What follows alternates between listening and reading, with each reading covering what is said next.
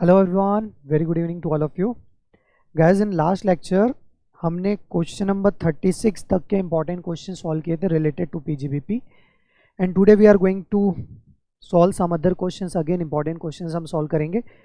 Please come on question number 44। Question number 44 में आ जाइए everyone. Everyone requested to come on question number 44। Practice manual का question है, PE2 inter 2 मई 2003 exam में भी आ चुका है। इंपॉर्टेंट क्वेश्चन है, चेक करिएगा। क्वेश्चन क्या बोल रहा है, अगेन P&L वाले क्वेश्चंस आ गए हैं, है ना, मजा आएगा सॉल्व करने में। देखो क्या बोल रहा है, mister Sivan retail trader, point to be noted, retail trader है बंदा, of Cochin gives the following trading and P&L account for the year ended 31 March 2021। Okay, opening stock, sales, closing stock, profit, GP दिया हुआ है, purchase, income from UTI, salary, rent, taxes, interest on loan, depreciation. Okay okay okay, net profit तक आपको दिया गया। सबसे पहले तो पॉइंट टू बी नोटेड, जो यहाँ पे नोट करना है, रिटेल ट्रेडर बोला गया। Point to be noted, retail trader बोला गया। साथ में आपको टर्नओवर भी यहाँ दे रखा है, 1 करोड़, 1 करोड़ 12 लाख 11,500। इससे हमें ना कुछ रिकलेक्ट होता है। क्या रिकलेक्ट होता है कि we can adopt 44 AD also because we are eligible. आप समझ रहे हो ना मेरी बात को, मैं क्या बोलना चाह रहा हूँ, क्योंकि हम एलिजिबल है, that is the reason we can adopt 44 AD। Clear है? ओके, आगे बढ़ते हैं और आगे की बातें पढ़ते हैं, फिर डिसाइड करेंगे करना क्या है। Okay, it was found that some stocks were omitted to be included in the opening and closing value of which opening stock 9,000 से ओमिटेड है, मतलब अंडर वैल्यूड है, and closing stock under valued है 14,000। All of you are aware, opening stock यदि undervalued रहेगा तो मैं क्या करूंगा, बोलो बोलो बोलो। ओपनिंग स्टॉक अंडर वैल्यूड है तो मैं इसे लेस कर दूंगा, और क्लोजिंग स्टॉक अंडर वैल्यूड है तो नेट प्रॉफिट में ऐड बैक करूंगा। एक छोटा सा एडजस्टमेंट जो होता है, हमने देखा था ओपनिंग स्टॉक ओवर वैल्यूड होता है तो हम ऐड करते हैं, इसका मतलब ओपनिंग स्टॉक अंडर वैल्यूड होगा तो मैं क्या करूंगा, लेस करूंगा। Eight the same time closing stock under valued होगा तो मैं ऐड बैक करेंगे। परफेक्ट, ध्यान आ रहा है ना बातें? ओके, थोड़ा सा और आगे बढ़ते हैं। Salary includes ₹10,000 paid to his brother, ओहो, विच इज अनरीजनेबल। अनरीजनेबल, बताइए कौन सा प्रोविजन, एनीबडी?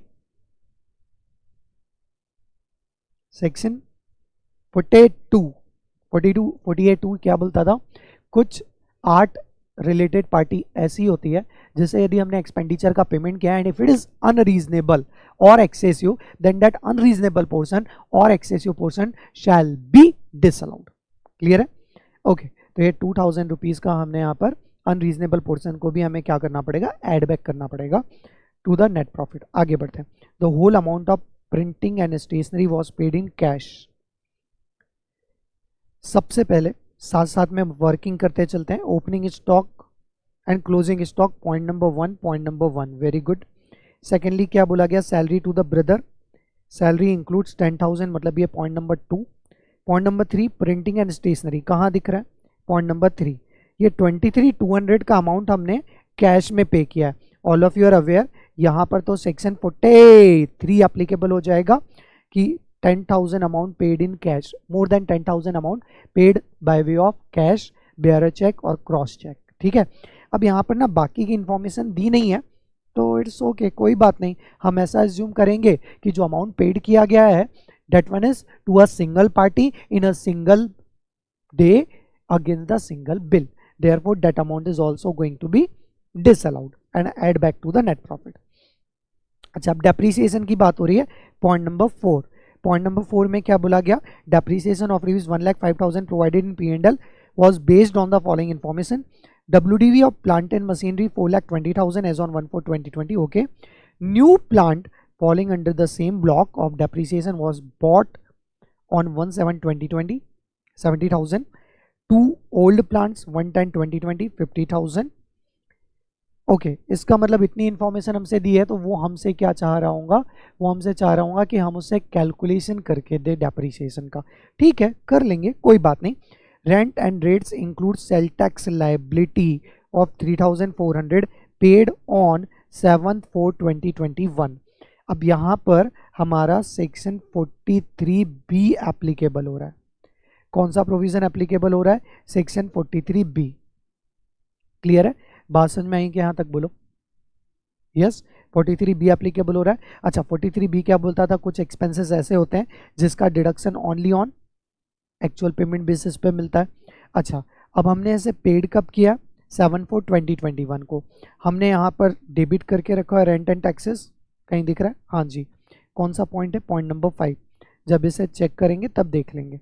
ओके आगे बढ़ो। Other general expenses include 2000 paid at donation to a public charitable trust. अब पब्लिक चैरिटेबल ट्रस्ट को आपने डोनेशन दिया, straight away disallowed, add back करना पड़ेगा। क्यों एड बैक करना पड़ेगा? Donation to public charitable trust ऐसा कोई भी डिडक्शन पीजीबीपी में हमें नहीं मिलता। हाँ इसका डिडक्शन एटीजी में मिलेगा नहीं मिलेगा वो बात की बात है, आगे देखते हैं। You are required to advise to Mr. Shivam whether he can offer his business under section 44AD or not. मैंने कहा था ना कि 44AD के लिए बंदा एलिजिबल है। उन्होंने पूछ ही लिया कि बताओ 44AD ऑप्ट करना चाहिए या नहीं करना चाहिए। तो इसके लिए मुझे क्या करना पड़ेगा, मुझे पहले as per the normal provision अपना पीजीबीपी इनकम कैलकुलेट करना पड़ेगा और फिर as per the 44AD calculate करना पड़ेगा और दोनों को कैलकुलेट करके मुझे कंपेयर करना पड़ेगा। Which one is more beneficial, we need to give advice according to that calculation. Clear है? चलो पहले हम सबसे पहले क्या करेंगे, नॉर्मल वे में कैलकुलेट करते हैं। क्वेश्चन नंबर 44 मैं आपके लिए सॉल्व कर रहा हूं। एवरीवन क्वेश्चन नंबर 44 अपने सामने रखिए। सबसे पहले मैं क्या करूंगा, कैलकुलेशन या computation of business income of mister Shivam for assessment year 21-22 as if he is not opting for 44AD। मैं ऐसा मान के चल रहा हूं बंदा नॉर्मल बिजनेस तो है ही, सॉरी नॉर्मल प्रोविजन लिख दो, as per the normal provision. हम ऐसा मान के चल रहे हैं कि बंदा 44 that is not opting, 44AD opt नहीं कर रहा, not opting section 44AD presumptive scheme under section 44AD। Completely properly लिखोगे ना तो मजा आएगा, आपको भी मजा आएगा, चेक करने वाले को भी आपका आंसर मजा आ जाएगा और जब उसे मजा आएगा ना नंबर देने में इजीली वो आपको नंबर देते चलेगा। ओके सबसे पहले पर्टिकुलर रुपीस लिख दो। एग्जाम में से ब्लैक इंक ही यूज करनी है तो आप ब्लैक बॉल पेन ही यूज करें अभी से, या ब्लैक का आप ट्राईमैक्स भी यूज कर सकते हो, है ना, डिपेंडिंग ऑन आपकी आदत किससे बनी हुई है। Net profit as per P&L अभी से ही वही पेन यूज़ करना जो आप एग्जाम में यूज़ करने वाले हो। मेरी चॉइस जो रहती थी पेन से रिलेटेड, या तो मैं राइटोमीटर लेता था या फिर ट्राईमैक्स, दो में से कोई एक पेन। राइटोमीटर से मैक्सिमम एग्जाम मैंने लिखा है, इवन फाइनल तक, फाइनल लेवल तक जो मैक्सिमम एग्जाम लिखे हैं मैंने वो राइटोमीटर से लिखे हुए हैं। You can use that pain क्योंकि बहुत स्मूथली रहती, फटाफट हम लिख पाते हैं। ट्राईमैक्स में यदि आपकी आदत बनी हुई है देन ऑल्सो वो पेन भी मस्त है, बट थोड़ा सा स्लो हो जाती है स्पीड। अच्छा net profit as per P&L कितना दिया, 50,000, तो इससे आउटर कॉलम में लिख लिया 50,000। अब वन बाय वन एडजस्टमेंट करते चलो। मैंने आपको क्या सिखाया था, मैंने आपको सिखाया कि कोई भी एक साइड पहले ले लीजिए। जैसे हमने ये साइड लिया इनकम फ्रॉम यूटीआई, ओहो ये इनकम फ्रॉम यूटीआई तो IFRS में जाना चाहिए था, ये यहाँ क्या कर रही है, बराबर है ना। और that to income from UTI क्योंकि ये 2021 का केस है, मीनिंग देयर बाय एग्जाम थी या टैक्सेबल है। डिविडेंड इनकम फटाफट रिकलेक्ट करो सर, 1035 में पहले तो ये एग्जाम्प्ट हुआ करती थी, बट क्योंकि हमारा केस 2021 का है, पॉइंट टू बी नेट है 2021 का डिविडेंड इनकम गवर्नमेंट ने टैक्सेबल कर दिया था, तो अब ये 1035 हमारे लिए अवेलेबल नहीं है। इसका मतलब मैं इसे यहाँ से एड बैक करूँगा टैक्सेबल टू IFRS। हो सकता है क्वाइट पॉसिबल आपको आंसर देते समय मैंने इसे एड बैक करवाया हूँ 1035 में एग्जाम्प्ट किया हूँ, बट आफ्टर अमेंडमेंट ये 1035 में एग्जाम्प्ट नहीं होंगी, it is going to be taxable. Okay मैं क्या करूं यहां पर, एड बैक करूं। क्या एड बैक करेंगे, income from UTI, oh sorry add back करिए इनकम फ्रॉम यूटीआई, ब्रैकेट में लिख भी देते हैं taxable under IFRS, that is income from other sources. Exam में पूरा लिखियो कितना इनकम दिया हुआ है 2400, एग्जाम्प्ट नहीं है बिकॉज 2021 में। आगे बढ़िए, ये पॉइंट हो गया क्लियर, टिक कर दिया। GP gross profit brought forward हुआ है, इसका कोई ट्रीटमेंट नहीं है, आगे बढ़िए। Closing stock, oh my god, point number 1 need to be consider. क्या बोला गया था? क्लोजिंग स्टॉक 18,000 अंडर वैल्यूड है, अंडर वैल्यूड है, इसका मतलब मुझे क्या करना पड़ेगा, इसे एड बैक करना पड़ेगा। तो मैं क्या कर लेता हूं, बोलो अंडर वैल्यूएशन ऑफ, बोलो बोलो बोलो, under valuation of what, under valuation of closing stock. Just wait, यहां पर हमने मिस्टेक कर दी है, लेस करना पड़ेगा इनकम फ्रॉम यूटीआई, क्योंकि इनकम हमने पी&एल में ले लिया है, मतलब हमारा नेट प्रॉफिट इंक्रीज हो गया होगा।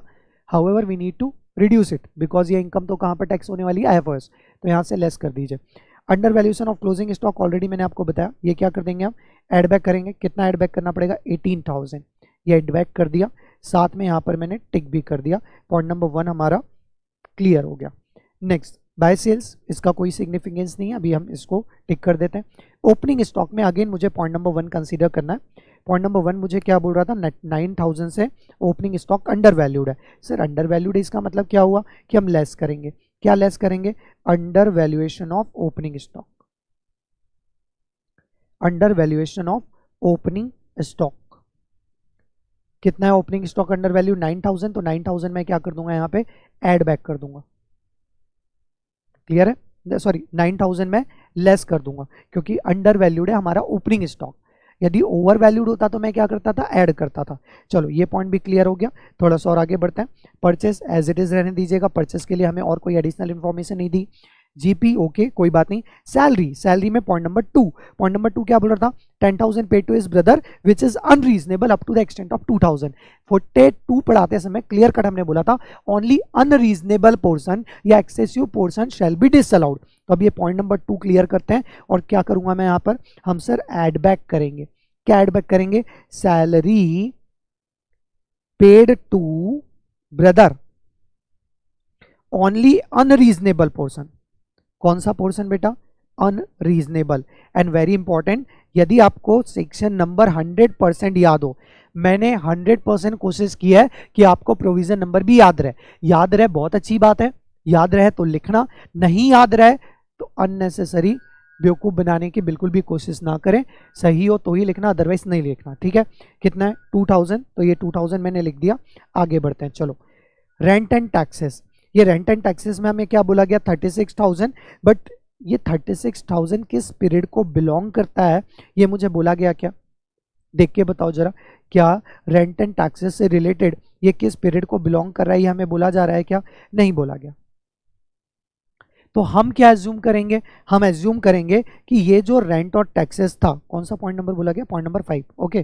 पॉइंट नंबर 5 में क्या बोला गया, it include cell tax liability of 3,400 paid on 7 अप्रैल 2021। तो इसके लिए मैं क्या लिखूंगा, नोट लिख दूंगा कि as sale tax liability belong to 2021 paid before the return of income, before the filing due date of filing of return of income, therefore allowed as deduction, hence no adjustment required। समझ में आया क्या। 43B क्या बोलता था कि कुछ 8 expenditure ऐसे होते हैं जिसका डिडक्शन हम आपको एक्चुअल पेमेंट बेसिस पे देंगे irrespective of the method of accounting. Point number 1। Point number 2, however जिस पीरियड के एक्सपेंडिचर है, यदि उस पीरियड के रिटर्न फाइलिंग की ड्यू डेट के पहले आपने उसे पेड ऑफ कर दिया है तो सेम ईयर में डिडक्शन लागू हो जाएगा। एक बार ड्यू डेट मिस कर दी तो जिस ईयर में आप पे करोगे उसी ईयर में आपको डिडक्शन दिया जाएगा। क्लियर है ना, समझ में आया। तो इसके लिए मैं क्या करूं बताओ, बताइए क्या करूं। नोट लिख देता हूं कि क्योंकि हमने देखो, हम ऐसा ज्यूम करें कि 2021 का एक्सपेंडिचर है तो इसकी ड्यू डेट क्या होती है, 31 जुलाई 21। 30 सितंबर भी आप ले सकते हो, but for a safer side हम 31 जुलाई दे रहे हैं कि बंदा ऑडिट नहीं करवाएगा, बाद में चेक करेंगे करवाना या नहीं करवाना। ठीक है, हमने कब पे कर दिया, हमने तो 7 अप्रैल 21 को ही पे कर दिया ना। देयरफॉर 43B के अकॉर्डिंगली 2021 में ये एक्सपेंडिचर अलाउड होना चाहिए। तो वही तो मैं बोल रहा हूँ कि expenditure in respect of sale tax liability paid before the due date of filing of ROI, therefore allowed as deduction. तो point number 5 is clear, note लिखना ना भूलें। आगे बढ़ो वीर, तुम बड़े चलो। इंटरेस्ट ऑन लोन अलाउड कुछ नहीं बोला गया, 15,000 पूरा अलाउ कर दो। डेप्रिसिएशन के लिए बोला गया था। अब मैंने आपको क्या सिखाया था, जब भी डेप्रिसिएशन की बात हो ना तो सबसे पहले तो 1,05,000 जो डेप्रिसिएशन है पूरा का पूरा ऐड बैक कर दो। क्या करूंगा मैं, depreciation as per P and L, depreciation as per P and L account. अब पी एंड एल अकाउंट में एज पर डेप्रिसिएशन कितना है सर, 1,05,000, तो इसको मैंने क्या कर दिया, ऐड बैक। लेस क्या करूंगा, depreciation as per income tax act. क्या बोलूंगा, as per income tax act working note number 1। अब इसके लिए ना हमें वर्किंग नोट बनाना पड़ेगा, एट द एंड बना लेंगे तो चलेगा, ठीक है। तो अभी मैं वो पॉइंट क्लियर नहीं करता, बनाएंगे, ठीक है। उसके बाद क्या, printing and stationery 23,200, point number 3 आपको कंसीडर करना था।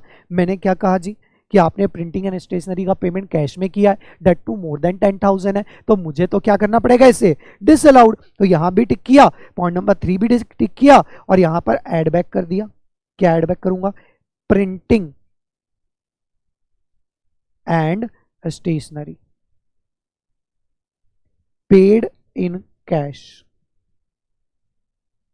सेक्शन याद रहे तो जरूर लिखें, और थोड़ा भी यदि आपको डाउटफुल लग रहा है कि यार ये होगा नहीं होगा, छोड़ दो, मत लिखो, कोई दिक्कत नहीं है, मार्क्स आपके ज़्यादा इम्पैक्ट नहीं होगा। 200 है, मैंने 500 लिख दिया, 200 कर लो। चलो ये पॉइंट भी क्लियर हो गया, आगे बढ़िए। अब क्या है, पोस्टेज टेलीग्राम के बारे में कुछ नहीं बोला गया, तो allowed as deduction. Loss on sale of shares, oh my god, ये तो कैपिटल गेन में जाना चाहिए था, यहां क्या कर रहा है ये। तो मुझे क्या करना पड़ेगा, पहले तो नेट प्रॉफिट, इससे मेरा, यदि आपने लॉस ऑन शेयर्स पीएनएल में डेबिट किया है, इसका मतलब मेरा प्रॉफिट कम हो गया होगा, तो मुझे क्या करना पड़ेगा, ऐड बैक करना पड़ेगा। तो इसे ऐड बैक करो, और यहां पर लिखो कि इसे मैं कहां पे ले जाऊंगा, कैपिटल गेन में, ठीक है। तो मैं क्या करूंगा, सबसे पहले यहां से ऐड बैक कर देता हूं, ऐड बैक करूं, क्या लिखूं, short term capital loss on shares. कितना लिखा हुआ है बेटा, 8,100, तो आप 8,100 लिख दीजिए। आगे देखिए next point, other general expenses. Other general expenses के बारे में कुछ नहीं बोला, तो आप इसको टिक कर दीजिए। आगे देखो 1 2 3 4, पॉइंट नंबर 4 बचा है। हाँ, अदर जनरल एक्सपेंसेस, अरे बोला था पॉइंट नंबर 6। देखो टिक करने का कितना बेनिफिट होता है, मैंने सारी चीजें टिक करते जा रहा हूं तो मुझे रिकलेक्ट होते जा रहा है, कुछ मुझसे मिस तो नहीं हो गया ना, मिस तो नहीं हो गया ना, ये मुझे, मेरे लिए रीचेक भी होता है, एग्जाम में कोई भी पॉइंट मिस नहीं होना चाहिए। तो मैं पॉइंट नंबर 6 में टिक कर रहा हूं, और यहां पे मैं क्या लिखूंगा, add back donation to public charitable trust, public charitable trust. कितना डोनेशन दिया, 2,000। अब देखो पूरे के पूरे ऊपर से लेकर नीचे तक क्वेश्चन में ऑलमोस्ट सारे पॉइंट हमारे टिक टिक टिक हो गए हैं। एक बस ये पॉइंट से रिलेटेड आईएफओएस में टैक्सेबिलिटी दिखानी, नोट लिख देंगे, और इसको कैपिटल गेन में लॉस को हमें दिखाना है, वो भी हम नोट लिख देंगे। वैसे भी all of you are aware कि कैपिटल गेन का लॉस इंटरहेड एडजस्टमेंट होता नहीं, तो उसे हमें क्या करना पड़ेगा, कैरी फॉरवर्ड, क्योंकि और कोई इनकम दी नहीं, तो एक नोट लिख देंगे उसके लिए, है ना। और एक और नोट मुझे किसके लिए लिखना था, याद हो तो 48.3, तो ये 3 नोट लिखना है, और एक वर्किंग नोट अभी बनाना बचा है। वर्किंग नोट कौन सा है, डेप्रीसिएशन। चलो जी बना लेते हैं वर्किंग नोट नंबर 1, बनाएंगे क्या, बोलो। हाँ बिल्कुल बनाएंगे, क्यों नहीं बनाएंगे। चलो यहीं पर मैं बना लेता हूं वर्किंग नोट नंबर 1, ठीक है। क्या लिखूं बताते जाओ आप, मैं लिखते चलता हूं। Depreciation calculation, working note number 1, depreciation calculation as per income tax act, as per income tax act. सबसे पहले तो मुझे ये बताइए हमारा ब्लॉक कौन सा है, सब प्लांट एंड मशीनरी का ब्लॉक है, और प्लांट एंड मशीनरी के ब्लॉक में 15% डेप्रिसिएशन इन जनरल हम चार्ज करते हैं। अच्छा, ओपनिंग डब्ल्यूडीवी मुझे दिए क्या, आप प्रॉपर लिखना, मतलब particular rupees. Opening WDV as on, बोलो, एज ऑन 1/4/20 जो मुझे दिया है वो 4,20,000 है। क्लियर है। क्या करूंगा, addition during the year,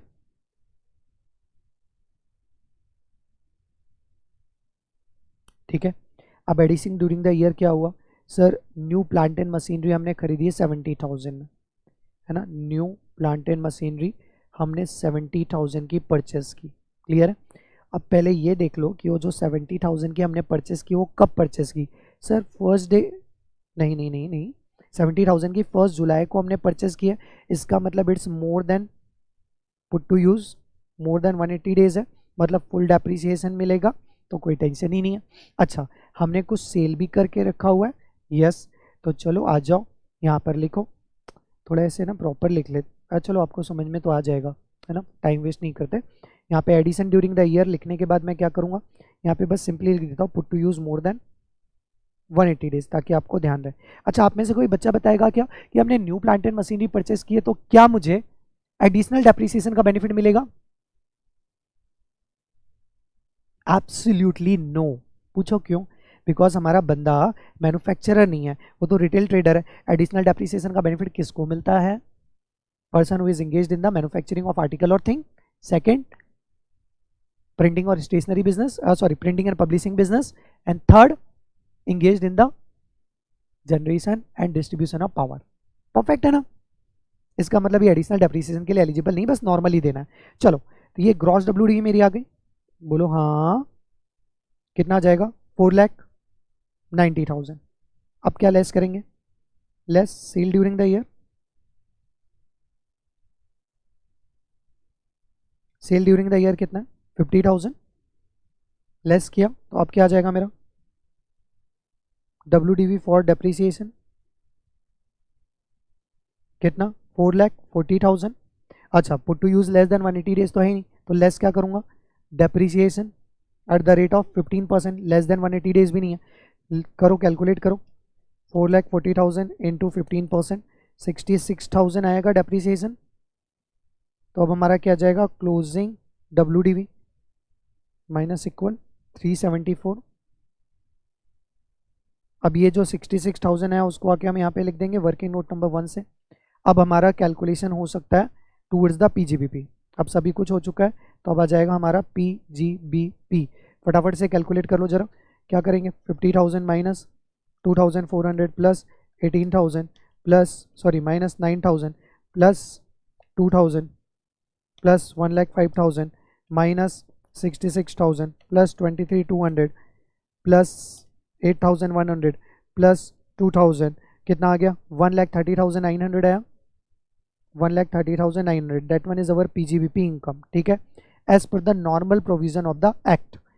additional depreciation नहीं दिया बिकॉज हमारा बंदा कौन सा है? रिटेल ट्रेडर है, ही is not at all manufacturer, तो वो एलिजिबल है ही नहीं। तो उसके लिए आप एक नोट लिखोगे। नोट किसके लिए लिखोगे? Note number 1, no additional depreciation, पहला। ठीक है, दूसरा नोट आप किसके लिए लिखोगे? 43B के प्रोविजन के लिए। तीसरा नोट किसके लिए लिखोगे? Short term capital loss. Fourth note किसके लिए लिखोगे? IFOS की इनकम के लिए। क्लियर है? ये आपको लिखना ही है, बट ये नोट लिखो उसके पहले अभी हमारा क्वेश्चन सॉल्व नहीं हुआ है।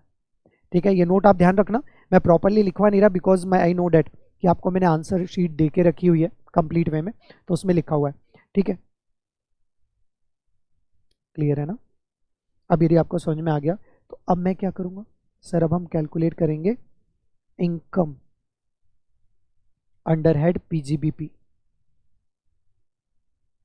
Under head PGBP as per section 44 AD, because हमारा बंदा तो एलिजिबल है ना। अब हमारा टर्नओवर कितना है 44 AD के पर्पस के लिए? सर टर्नओवर दिया हुआ है 1,12,11,500, बराबर है ना? कितना टर्नओवर है? 1 करोड़।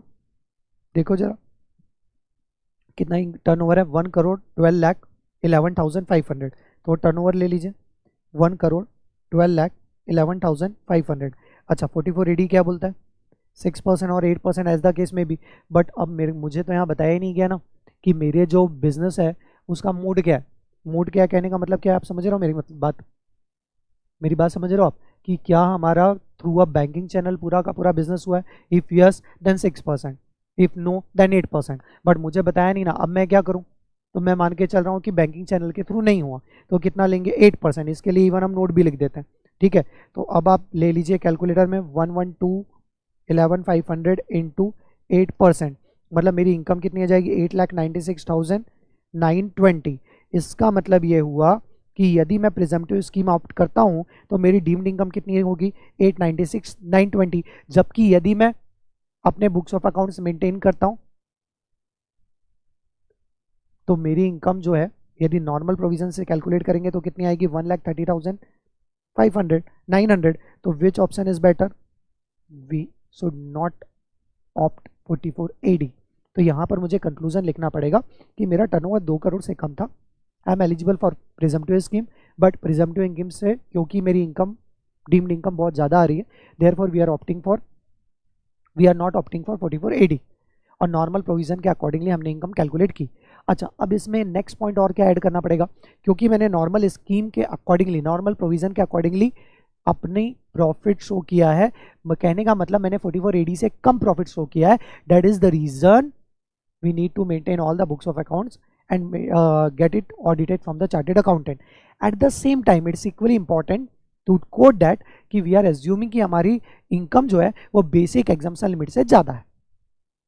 एज ऑफ नाउ मुझे बाकी इनकम की डिटेल्स नहीं दी ना, तो मैं ये पॉइंट लिखूंगा, साथ में ये भी लिखूंगा क्योंकि हम 44AD ऑप्ट नहीं कर रहे, यही रीजन है कि for next 5 year we can not opt 44AD according to section 44AD4।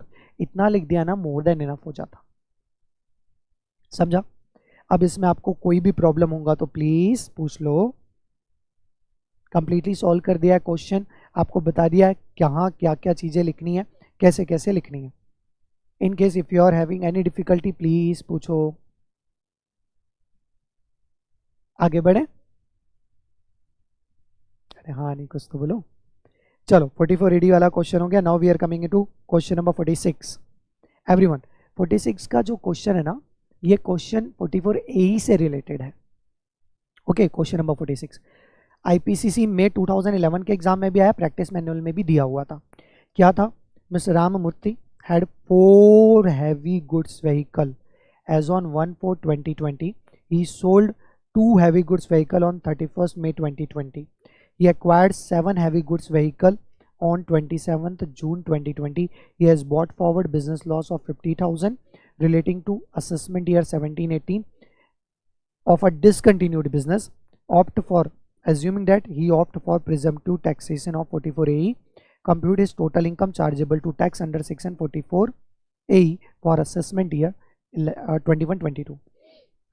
देखो, बेसिकली एक क्वेश्चन प्रैक्टिस मैनुअल का है और 2011 एग्जाम में आया।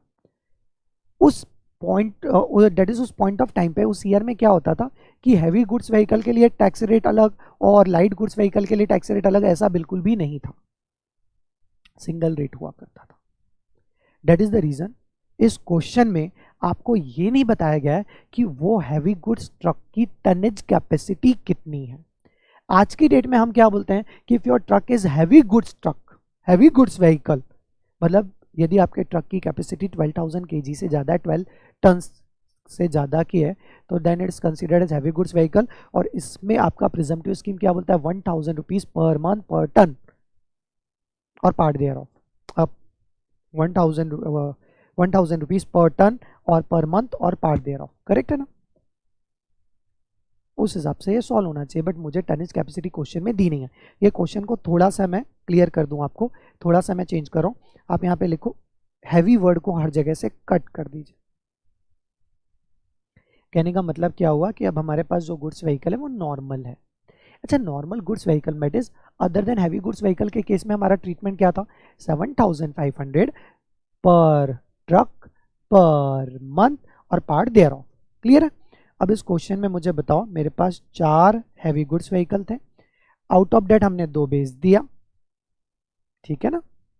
आउट ऑफ डेट 2 हमने बेच दिया और फिर हमने 7 परचेस किया, ठीक है?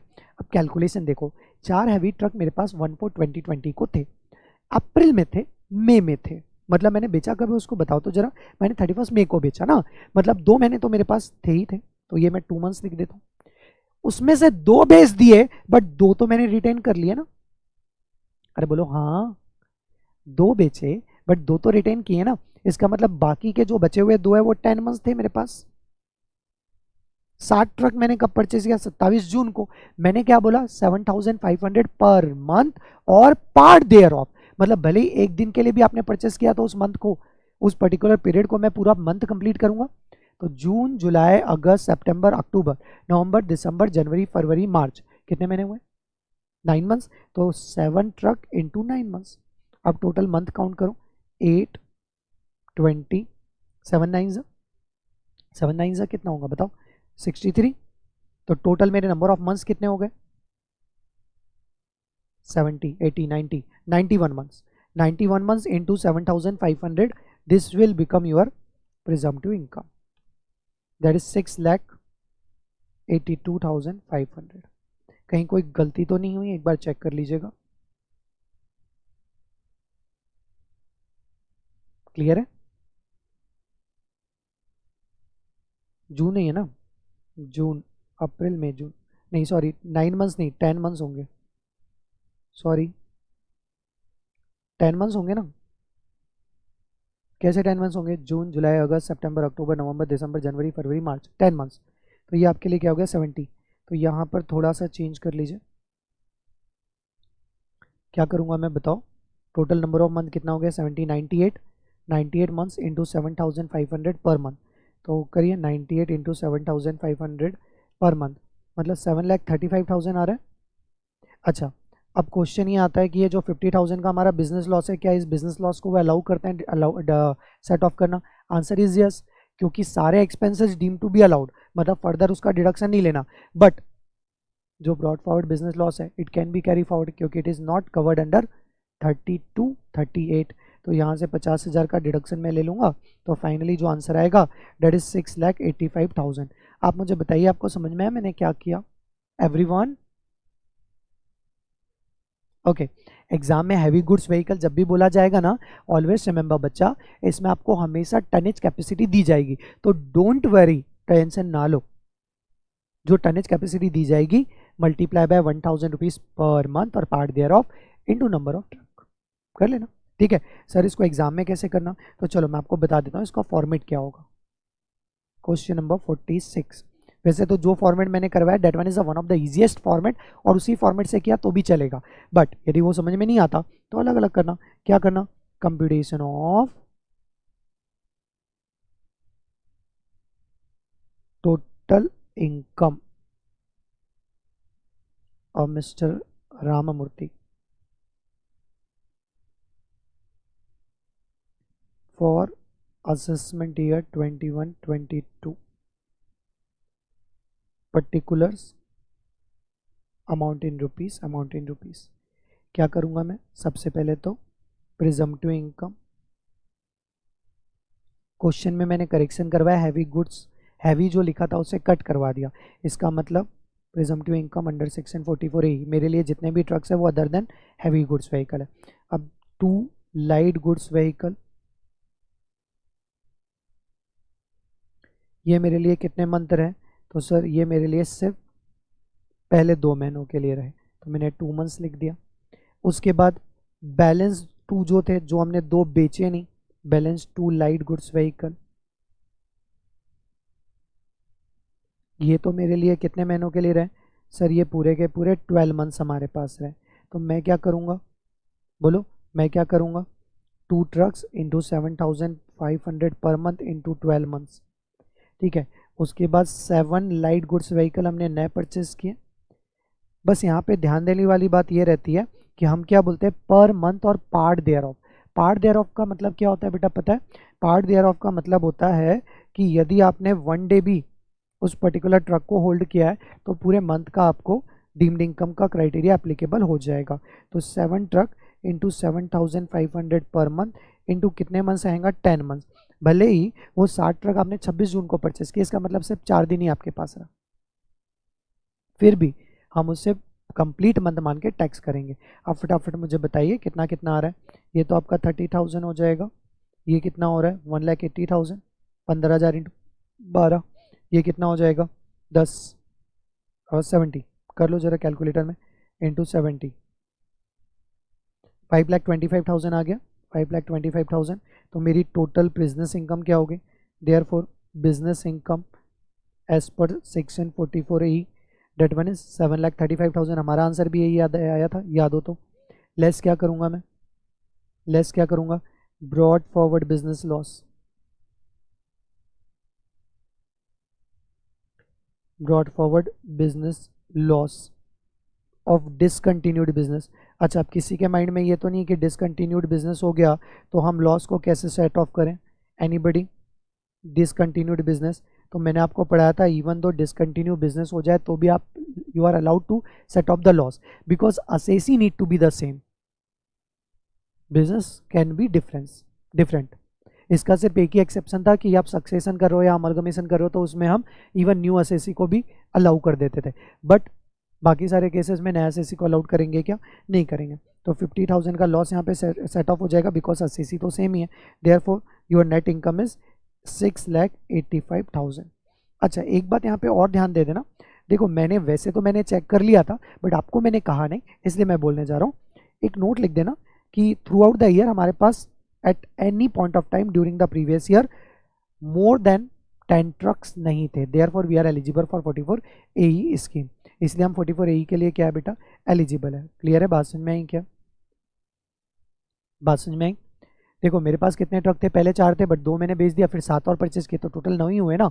9 truck during the financial year allowed है, वैसे भी 10 या 10 से कम होना चाहिए ना, तो मेरे पास 10 से कम ही थे, बात खत्म हो गई। समझ में आया? Eight any point of time during the previous year मेरे पास 10 या 10 से कम ट्रक है तो आई एम एलिजिबल, तो आई एम एलिजिबल। समझा? तो इसी के साथ 46 का भी क्वेश्चन मैंने आपको करवा दिया। Now we are coming into question number, next question में आ जाओ। Next important question is question number 57। कौन सा क्वेश्चन है बेटा? 57 में आ जाएंगे क्या? क्वेश्चन नंबर 57 में आई है, डायरेक्टली 57 में लेके चल रहा हूँ। चलिए आ जाइए क्वेश्चन नंबर 57। बहुत ही इजी क्वेश्चन है, वैसे तो नहीं सॉल्व करवाऊँ मैं तो भी चलता है बिकॉज आई नो डैट आपको मैंने इस लेवल पे ला दिया कि ये सारे क्वेश्चन आपके लिए बहुत ही बेसिक है, फिर भी कर लेते हैं। अगेन प्रैक्टिस मैनुअल का क्वेश्चन है, एग्जाम में आ चुका है, मई 2006 के एग्जाम में आया था क्वेश्चन। देखिए क्या है, following is the P&L account of mister Q, point to be noted, mister Q for the year ended 31 March 2021। Gross profit दिया, income tax refund, income tax refund, income tax refund ये तो taxable नहीं होता but इन्होंने P&L में credit कर दिया है तो मुझे तो ये क्या करना पड़ेगा? लेस करना पड़ेगा। इंटरेस्ट ऑन कंपनी डिपॉजिट ये तो IFOS में जाना चाहिए, यहाँ क्या कर रहा है? अच्छा, इसका दोनों ट्रीटमेंट हो सकता है बट हम ऐसा मान के चल रहे हैं कि IFOS वाला है। आगे और देखते हैं। Repair on building, interest, travelling, amount paid to IIT। अच्छा, इसका मतलब ये साइंटिफिक रिसर्च डोनेशन की बात हो रही है यहाँ पे, तो सेक्शन 35 पढ़ते पढ़ते जितना ध्यान आता है मैं लिख लेता हूँ। अच्छा, रिपेयर्स ऑन बिल्डिंग इंक्लूड, इसको मैं पॉइंट नंबर 1 दे देता हूँ, इसको पॉइंट नंबर 2 ताकि हमारे लिए इजी हो जाए। 1 lakh being cost of building a new toilet. ओहो वाह, क्या पॉइंट है, मजेदार पॉइंट है। बताओ क्या क्या ट्रीटमेंट होगा इसका? एनीबडी बोलो।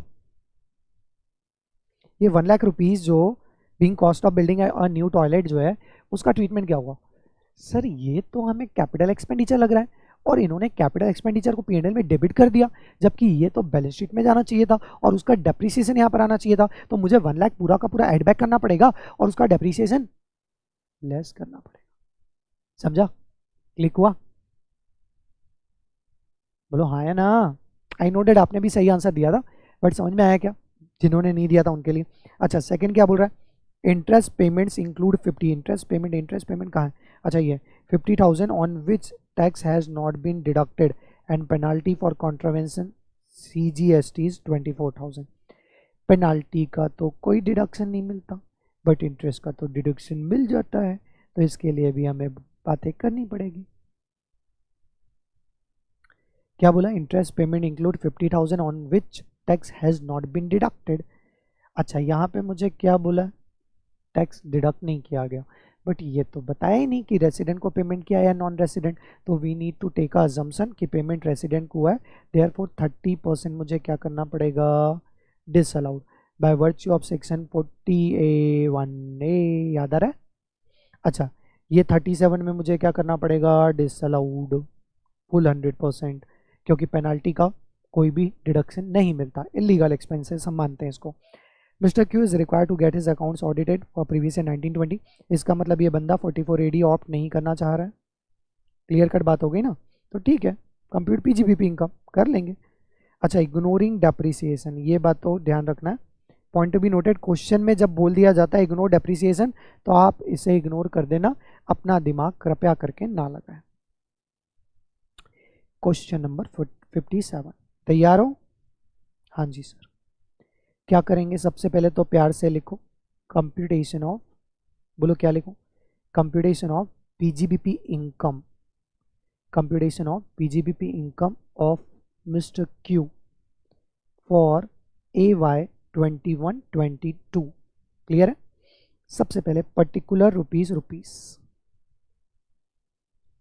Particular amount in rupees, particular amount in rupees. कहानी कहां से स्टार्ट होगी, net profit as per P&L account. कितना दिया हुआ है सर, 93,950 लिख दिया। अब करो, एक एक करके बात करो, किस साइड से स्टार्ट करना है, यहाँ से, वहाँ से, कहीं से भी स्टार्ट करो चलेगा। यहाँ से स्टार्ट करें, okay. Interest on company deposit, ये तो मुझे क्या करना है, IFRS में टैक्स करना है, तो मुझे यहाँ से क्या करना पड़ेगा, लेस, क्या लिखूँ बताओ तो जरा, interest from company deposit, bracket में रीजन क्या लिखेंगे, टैक्सेबल अंडर हेड IFRS। क्या IFRS में टैक्स होता है, PGBP में टैक्स नहीं होता। इसका मतलब 6,400 में यहाँ से आपको लिए माइनस कर दूंगा। ठीक है, next point, income tax refund. अरे भाई, जब मैंने इनकम टैक्स पे किया था तो आपने मुझे डिडक्शन दिया भी था क्या? नहीं, आपने तो बोला था 48(2), मतलब any sum paid under the income tax act और wealth tax act shall not be allowed as deduction. तो जब पे किया था तब डिडक्शन नहीं दिया, तो आज जब रिफंड मिल रहा है तो वो टैक्सेबल क्यों होगा? इसका मतलब P&L में बंदे ने क्रेडिट किया है तो गलत किया, तो मुझे यहाँ पर टिक करके क्या करना पड़ेगा,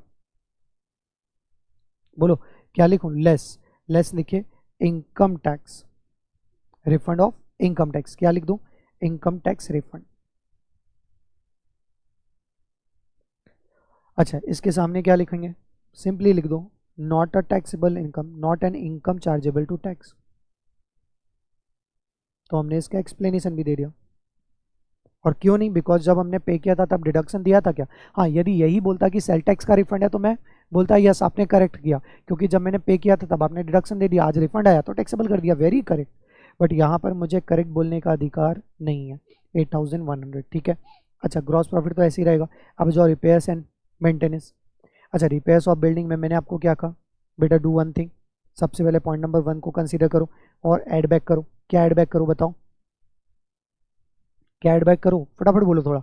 sir expenses on toilet building या बिल्डिंग और न्यू टॉयलेट। रीजन क्या लिखोगे, रीजन क्या लिखोगे, because it is in the nature of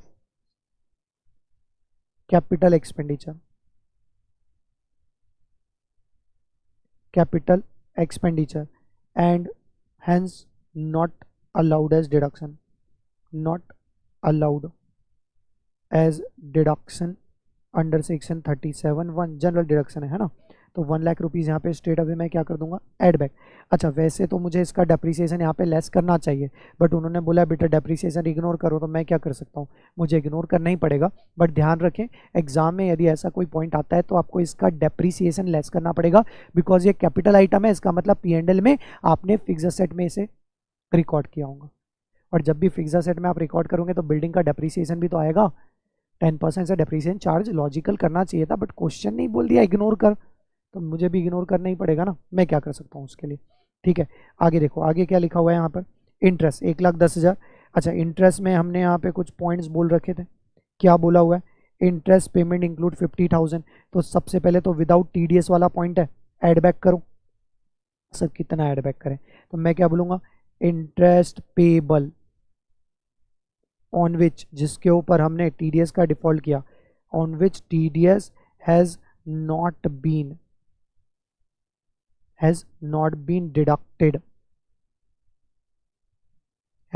deducted, has been disallowed under section 40A(1)(a, बराबर है ना, to the extent of.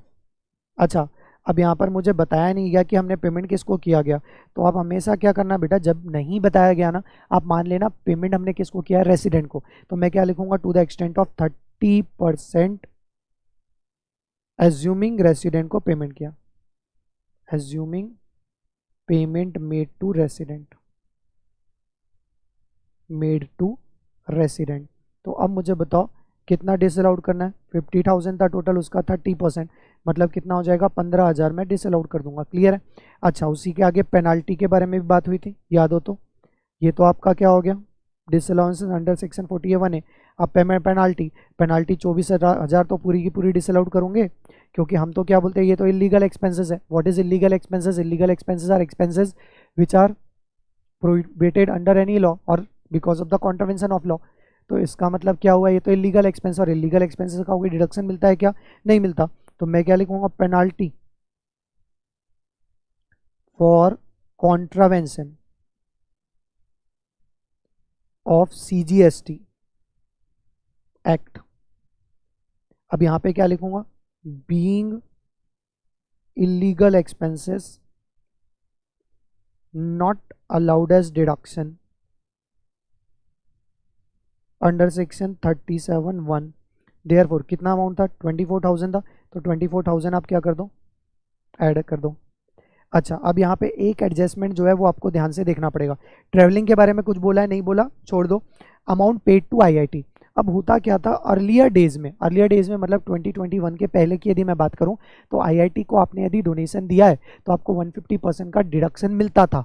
But after amendment government ने तो सारे डोनेशन को 100% पे ला रखा है। इसका मतलब 1,00,000 रुपए जो आपने डेबिट किया हुआ है 100% में, that is correct, therefore no adjustment required, however we need to provide a note, however we need to provide a note. Perfect है ना बेटा? तो इसके लिए मैं नोट लिखूंगा, नोट लिखना ना भूलें। देयरफॉर अब मेरी इनकम बताओ कितनी आ रही है, और कुछ बच गया है क्या? अब कुछ भी नहीं बचा, तो अब मेरी इनकम बता दो फटाफट, PGBP income. Therefore income under the head profit and gain from business and profession. चलिए जी, क्या क्या करूंगा, कैलकुलेटर उठाओ, अपने कोमल कोमल उंगलियों से कैलकुलेटर की बटन्स प्रेस करो और मुझे बताओ फटाफट आंसर कितना है।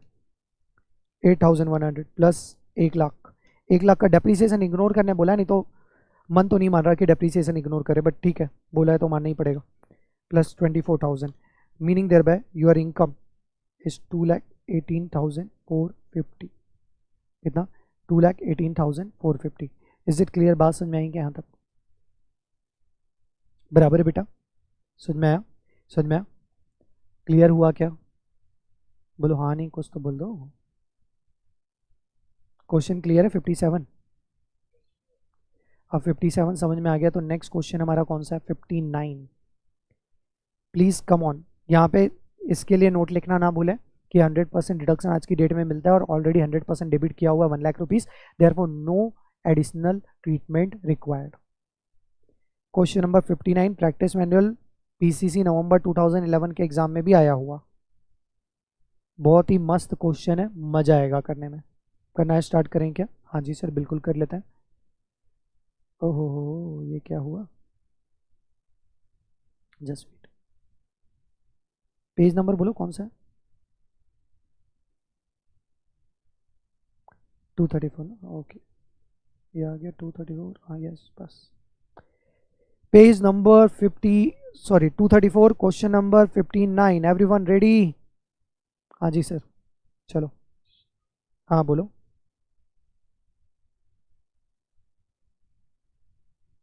बोलिए, अरे सर के आगे भी कुछ बोलो। ओके,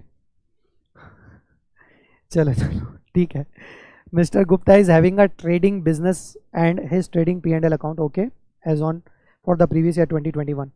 ये सारी बातें दी गई है। मेरा आपको हमेशा से सजेशन रहा है, जब इतने बड़े बड़े P&L रहते हैं ना, बड़े बड़े क्वेश्चन रहते हैं, डरना नहीं, लंबी लंबी सांसें लेना और डायरेक्टली हिट करना अदर इन्फॉर्मेशन को। ठीक है, अदर इन्फॉर्मेशन क्या बोल रही है, depreciation allowable ₹40,000 as per income tax act. ढूंढो डेप्रीसिएशन कहाँ है, यहाँ है, पॉइंट नंबर 1 यहाँ पे लिख दो। No deduction of tax at source on payment of interest. Interest कहाँ है, interest interest interest interest interest कहीं तो होगा, ये point number 2। Payment of bonus to the worker made in the month of October 2020, bonus bonus bonus, point number 3। Out of salary, salary की बात हो रही है, 25,000 pertains to employers contribution to RPF, जिसको हमने after the due date payment किया। अच्छा, salary कहाँ लिखा है, ये पॉइंट नंबर 44444, और कुछ दिया है नहीं दिया, बस कैलकुलेट ग्रॉस टोटल इनकम। अरे बहुत इजी क्वेश्चन है ना, बहुत इजी क्वेश्चन है ना। क्वेश्चन नंबर कौन सा है, 59।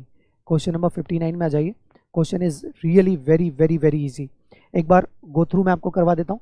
देखो sales, closing stock, gross profit, इन सब का कोई ट्रीटमेंट नहीं होगा, मतलब इस साइड तो सब कुछ क्लियर है। इस साइड आ जाइए, ग्रॉस प्रॉफिट तक कोई ट्रीटमेंट नहीं हुआ। ओपनिंग स्टॉक के बारे में उन्होंने कुछ बोला नहीं, परचेस के बारे में कुछ नहीं है, ग्रॉस प्रॉफिट आ गया टोटल, यहाँ तक कोई भी ट्रीटमेंट आपका होने वाला नहीं है, क्लियर है। सैलरी टू एम्प्लॉइज़ के केस में आपको बातें करनी पड़ेगी। क्या बोला गया, out of the salary 25,000 pertains to employees contribution to RPF which were deposited after the due date of filing of return, add back कर देना straight away, disallowed under section 36 पढ़ रखा है हमने। आगे further employees contribution of 25,000 was also deposited after the due date, चलो बेटा इसको भी इनकम मान लो, एड बैक कर दो, ठीक है। Employees contribution to PF has not been recorded in the above P&L, तो भी एड बैक करना पड़ेगा, डोंट वरी, है ना। चलो आगे बढ़ो।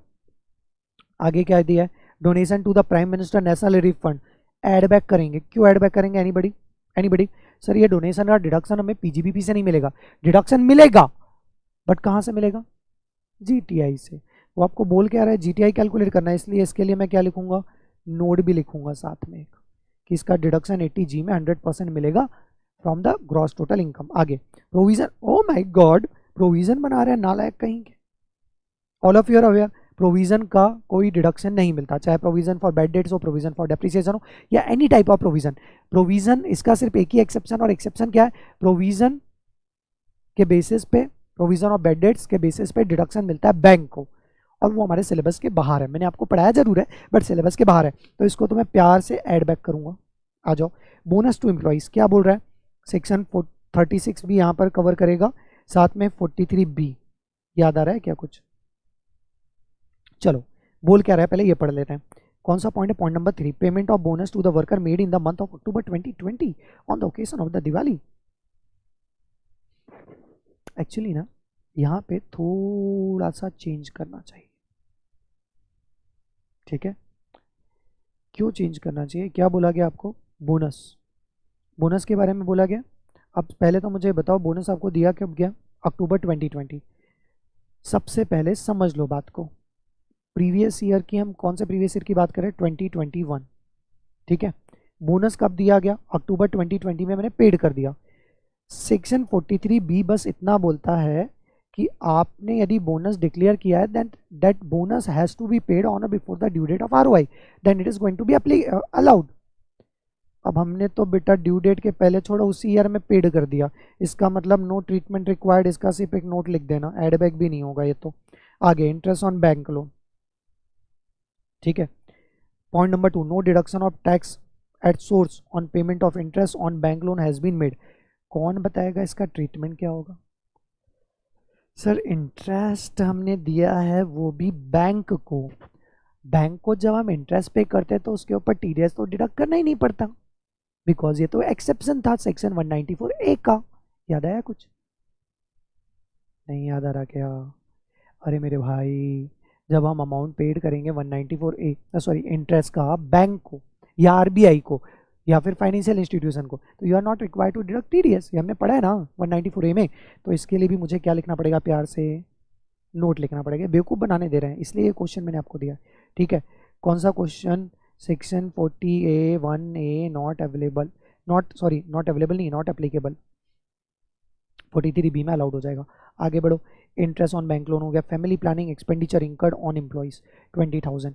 सबसे पहले फर्स्ट एंड फॉरमोस्ट आप ये चेक करिए कि ये बंदा जो असेसी हमारा, वो असेसी कौन है, सर असेसी तो मिस्टर गुप्ता है, और गुप्ता जी को किस बात का फैमिली प्लानिंग का डिडक्शन दे, फैमिली प्लानिंग का डिडक्शन तो सिर्फ कंपनी को मिलता है, याद आया सेक्शन 36(1)(9) याद आ रहा है, IX क्या बोलता था सेक्शन 36 कि फैमिली प्लानिंग का deduction available only to the company, और ये कंपनी क्या नहीं है, इसका मतलब मैं प्यार से बोलूंगा बेटा ऐड बैक करो, not available to mister Gupta, ठीक है। डेप्रीसिएशन पॉइंट नंबर 1, तो इसको मैं ऐड बैक करूंगा और इसको मैं लेस कर दूंगा। चलो income tax, O my God, personal expenditure, income tax debit कर दिया। हमारा 48(2) क्या बोलता था, सॉरी, हमारा सेक्शन 48(2) क्या बोलता था, 48(2) बोलता था कि बेटा whenever any sum paid under the income tax act और wealth tax act shall be disallowed, तो 1 लाख को एड बैक करो नेट प्रॉफिट में उठा के। क्लियर है? Question is very very very simple. Solve करेंगे? हाँ सर बिल्कुल करेंगे सॉल्व, बहुत ही जल्दी सॉल्व हो जाएगा ये क्वेश्चन। तो चलो क्वेश्चन क्या है, क्वेश्चन नंबर 59। देखो कितने इजी क्वेश्चन होते हैं और हम फालतू में डरते हैं इस टाइप के क्वेश्चन से। सब्जेक्ट टू कंडीशन, जिस तरीके से मैंने आपको पीजीबीपी पढ़ाया ना, बस वो ध्यान होना चाहिए, फिर तो ये क्वेश्चन है चुटकी बजा के होता है। Computation of GTI, GTI calculate करने बोला तो जीटीआई कैलकुलेट करके देंगे for mister Gupta for assessment year 21-22, that is the previous year 2021। ठीक है, पर्टिकुलर लिखा, amount in rupees and amount in rupees. सबसे पहले तो स्टार्ट करते हैं net profit as per P and L से। सिंपली 11,50,000 का नेट प्रॉफिट बोला गया, मैंने लिख दिया। अब यहाँ से एक एक करके बात करते हैं, ये कोई भी ट्रीटमेंट करने की जरूरत नहीं है, डायरेक्टली जो opening stock, no purchase, no GP, no salary to employee से स्टार्ट करते हैं। ठीक है ना, सैलरी टू एम्प्लॉय से स्टार्ट करूं। चलो salary to employees point number 4। Point number 4 में मुझे क्या बोला था, मैंने डिस्कस कर लिया है, सिर्फ ट्रीटमेंट देना बाकी है। क्या करूँ, 25,000 और 25,000 दोनों को, 25,000 को एड बैक करूंगा और 25,000 को इनकम मान के ऐड करूंगा। सबसे पहले क्या लिखूं, बोलो क्या लिखूं, add back employers contribution deposited, कब डिपॉजिट किए भाई साहब ने, after the due date, after due date of filing of ROI,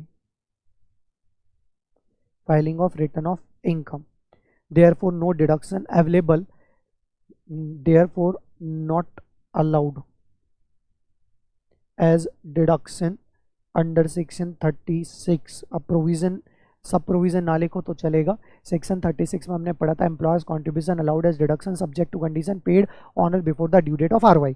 हमने नहीं पे किया, चलो जी एड बैक कर दो, कितना, 25,000। अब एम्प्लॉयज कॉन्ट्रीब्यूशन की बात, आपको बेवकूफ बनाने के लिए बोला गया कि 25,000 P&L में डेबिट नहीं किया गया। अरे भाई वैसे भी डेबिट नहीं होता, वो मेरा एक्सपेंसेस थोड़ी ना, वो तो एम्प्लॉयज कॉन्ट्रीब्यूशन है। समझा। मगर जब हमने सेक्शन 36 पढ़ा था तो चिल्ला चिल्ला के मैंने एक बात आपको समझाई थी, क्या, एम्प्लॉयज कॉन्ट्रीब्यूशन यदि आपने ऑन और before the due date of respective act deposit नहीं किया, then it will be treated as income of the employer. और गवर्नमेंट ने ऐसा क्यों किया, गवर्नमेंट ने ऐसा इसलिए किया ताकि आपको डिडक्शन, दैट इज एम्प्लॉयज के इंटरेस्ट को सेफगार्ड प्रोवाइड किया जा सके। क्योंकि एसएससी क्या करता था, एम्प्लॉयज के डिडक्शन, दैट इज कंट्रीब्यूशन ले लिया और उसे अपने बिजनेस में यूज करा, डिपॉजिट किया ही नहीं, और जब एम्प्लॉय रिटायर हो रहा था उसे बेनिफिट ही नहीं मिल पा रहा क्योंकि भाई ने तो अपना डिपॉजिट ही नहीं किया। तो गवर्नमेंट ने कहा एम्प्लॉयज कॉन्ट्रीब्यूशन को भी हम इनकम मानेंगे, रुक तो जाओ। क्या लिखूं मैं, एम्प्लॉयज कॉन्ट्रीब्यूशन, ठीक है, deposited after the due date, after due date of provident, ये रिस्पेक्टिव एक्ट होता है ना, तो प्रोविडेंट फंड एक्ट, ठीक है, provident fund, due date of provident fund treated as income and amount deposited till the due date is allowed as deduction. How therefore after the due date therefore treated as income and 25,000 add back कर देंगे। चलो जी ये point भी हो गया। अब क्या, donation to prime minister national relief fund, आप याद रखिएगा नोट लास्ट में लिख देना कि जीटीआई से डिडक्शन देंगे। मैं अभी हाल फिलहाल सिर्फ ऐड बैक करके छोड़ दे रहा हूँ। क्या करूँगा, donation to prime minister national relief fund, चाहे तो एक काम आप कर सकते हो, यहीं पे ब्रैकेट में लिख दो कि allowed as deduction from the GTI under section 80G, या फिर यहाँ पे डिसअलाउड कर दो और नीचे एक नोट लिख देना प्यारा सा, यहाँ पे मैं लिख देता हूँ रिफर नोट नंबर 1, आप लिख दीजिएगा, ठीक है।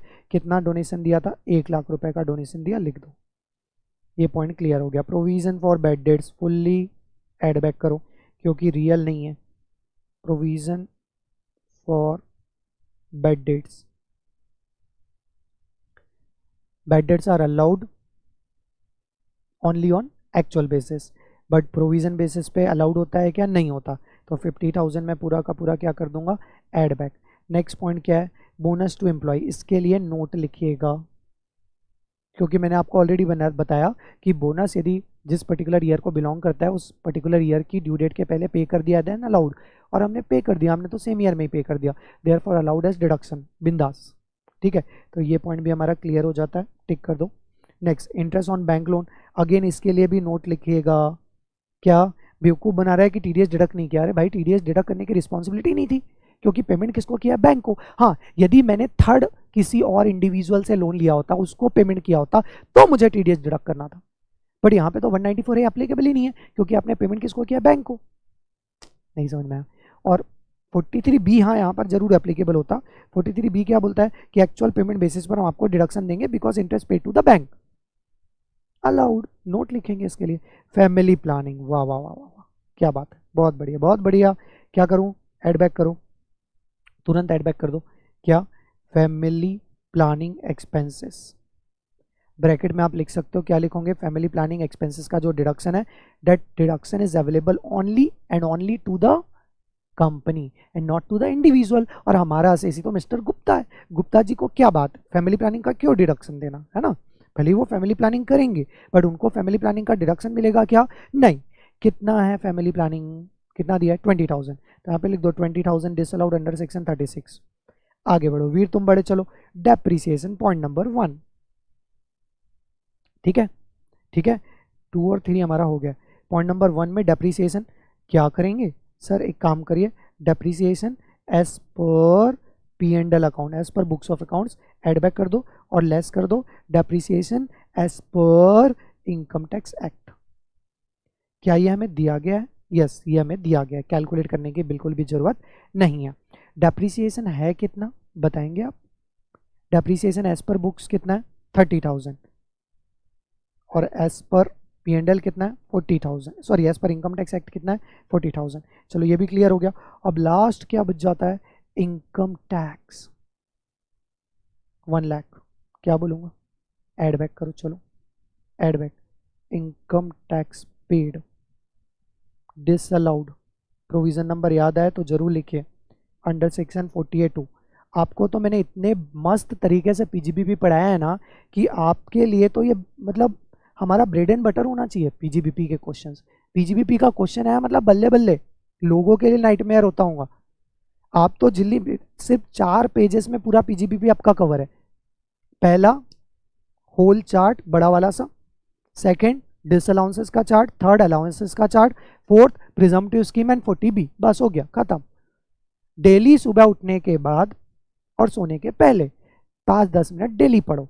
ये चैप्टर आपके लिए ना इतना इजी होगा, इतना मजा आएगा क्वेश्चन सॉल्व करने में। यू विल बी लाइक भगवान पीजीबीपी का क्वेश्चन दे दे बस पेपर में, कम से कम ये तो बनेगा। समझ रहे हो आप मेरी बात को? बताओ 11,50,000 plus 25,000 plus 25,000 plus 1 lakh plus 50,000 plus 20,000 plus 30,000 minus 40,000 plus 1 lakh, कितना आ गया? 14,60,000 आया क्या बेटा? 14,60,000। अच्छा, और कोई इनकम नहीं है तो इसी को डायरेक्टली आप क्या मान लो? जीटीआई पूछा गया था, जीटीआई हमने कैलकुलेट कर दिया। बट यदि टोटल इनकम पूछता तो मैं क्या करता? 80G का डिडक्शन देता, दैट इज डोनेशन टू, बोलो, donation to prime minister national relief fund. कितना मिलता है? 100%। 100% मतलब कितना मिल जाएगा? 1 lakh. Therefore my total income is बोलो 13,60,000। बताओ, इजी है ना क्वेश्चन? आपको ऐसा लगा कि बहुत ही टफ क्वेश्चन है यार, बनेगा ही नहीं अपने से? बस कंसेप्ट क्लियरिटी होनी चाहिए। जो हमने पीजीबीपी पढ़ते समय ऑलरेडी इतनी कंसेप्ट क्लियरिटी रखी ना कि हमारे को डाउट ही नहीं आना चाहिए। क्लियर है? समझ में आया? Question 59 is also completed. Now we are coming into question number 60। Note लिखना ना भूले, okay? Please come on question number 60। Question number 60 क्या बोल रहा है देखते हैं। मिसेस वाई, आईपीसीसी में 2013 एग्जाम में आया हुआ है क्वेश्चन, अच्छा क्वेश्चन है। Mrs Y N Indian resident, okay, ये क्यों बता रहा हूँ इंडियन रेसिडेंट है, एज 50 साल है, मतलब टैक्स कैलकुलेशन भी पूछने वाले हैं भाई साहब। चलो, इज रनिंग एक्यूपंक्चर क्लिनिक। यहां से मुझे लगता है, क्वेश्चन अभी मैंने पढ़ा नहीं, बट मुझे लगता है कि क्वेश्चन में रिसिप्ट पेमेंट दिया होगा। मतलब बंदी की अकाउंटिंग जो है वो कैश सिस्टम में होगी, और जब भी कैश सिस्टम अकाउंटिंग फॉलो होती है तो जितनी भी रिसिप्ट उस पीरियड में हुई है, that all receipt is going to be taxable irrespective of the fact वो रिसिप्ट किस पीरियड को बिलोंग करती है, एंड ऑल एक्सपेंसेस जिसका एक्चुअल में इस पीरियड में पेमेंट हुआ है, all are allowed as deduction subject to वो बिजनेस से रिलेटेड हो, इर्रिस्पेक्टिव ऑफ द फैक्ट वो किस पीरियड को बिलोंग करते हैं, बिकॉज हमारा सिस्टम ऑफ अकाउंटिंग क्या होगा, कैश। देखते हैं आगे वो P&L दे रहे हैं या रिसिप्टेंट पेमेंट, बट क्योंकि एक्यूपेंचर क्लिनिक है, डॉक्टर का केस है, तो जनरली रिसिप्टेंट पेमेंट देखने मिलता है। देखते क्या होगा। और P&L account and other relevant information for the year ended 31 March 2021 are as under by, देखो रिसिप्ट बोला ना मैंने आपको, रिसिप्ट पेमेंट दिया होगा, अलग ही समझ में आ जाता है। चलो आपको सारी इन्फॉर्मेशन दी हुई है, एडिशनल इन्फॉर्मेशन के ऊपर पहले हिट करते हैं, क्वेश्चन देखते हैं, उसके बाद आगे की बात करेंगे। ठीक है एवरीवन, साथ साथ में देखो। Point number 1, depreciation in respect of all asset has been ascertained 60,000 as per income tax act. Depreciation कहाँ दिया है, पॉइंट नंबर 1, सिंपल है, दिया हुआ है 81,000 को एडबैक कर देंगे, 60,000 को लेस कर देंगे। Point number 2, medicine and needles of 20,000 have been used for her family personal expenses. इसको हम क्या बोलते हैं, पर्सनल एक्सपेंसेस डिसअलाउड, मतलब क्या, नेट प्रॉफिट में एडबैक, क्या, पॉइंट नंबर 2। आगे, fees receipt include 24,000 being honorarium for valuing acupuncture examination. Fees receipt, point number 3, ये तो कहाँ जाना चाहिए था, जनरली IFOS में, यहाँ कैसे टैक्सेबल हो गया। चलो, she has also received rupees 57,860 on maturity of 1 LIC policy not included in P&L। तो ये पॉइंट अलग से मुझे कंसीडर करना पड़ेगा कि LIC की मैच्योरिटी पर 57,860 आया, क्या ट्रीटमेंट होगा वो देखेंगे। पहली बात तो ये PGBP में नहीं आएगा, ये 100% क्लियर होना चाहिए आपको। कहाँ जाएगा, क्या है, he has also received 57,860 on maturity of LIC policy. Sir ये तो 1010D में एग्जाम तो जाना चाहिए ना, क्योंकि हमें और कुछ इन्फॉर्मेशन तो दी नहीं, और जब भी मैच्योरिटी मिलती है LIC पॉलिसी से, generally exam under section 1010D, मैं लिख के रखता हूँ, डिसाइड करेंगे 1010D। अच्छा, PGBP से इसका कोई लेना देना नहीं, P&L में क्रेडिट नहीं किया, मतलब no treatment under PGBP। She has paid a LIC premium of 12,000 for self, sum insured 50,000, policy taken 15/6/2020, मतलब ओनली 10% अलाउड है। 10% कितना होता है, 5,000 होता है, 12,000 पे दे के रखा हुआ है, बाकी का क्या होगा, डिडक्शन नहीं मिलेगा। इसके लिए 80C हमें रेफर करना पड़ेगा। बस ये देखो, क्या LIC प्रीमियम इन्होंने P&L में डेबिट किया है, नहीं किया, इसका मतलब ये इसका ट्रीटमेंट हमें सेपरेटली करना पड़ेगा। आगे, she has paid rupees 2,500 for purchase of lottery tickets. Lottery ticket, oh my god, point number 6। बाकी इसको तो लिख देना चाहिए clear cut, ignore. Why, any expenditure incurred to earn casual income not allowed as deduction, section 58 यदि आपको याद आ रहा होगा तो, ग्रॉस बेसिस पे IFRS में टैक्सेबल होता है।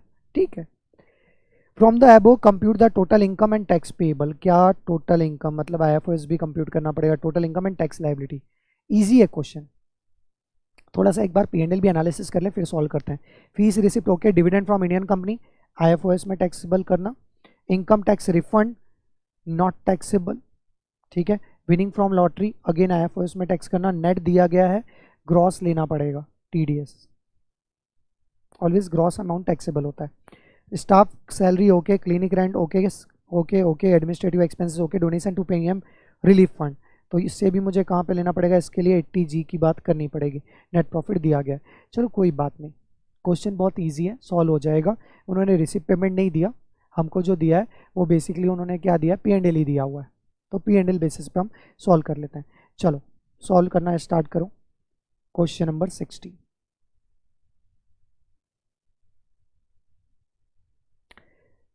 क्या लिखूँ मैं, computation of total income directly.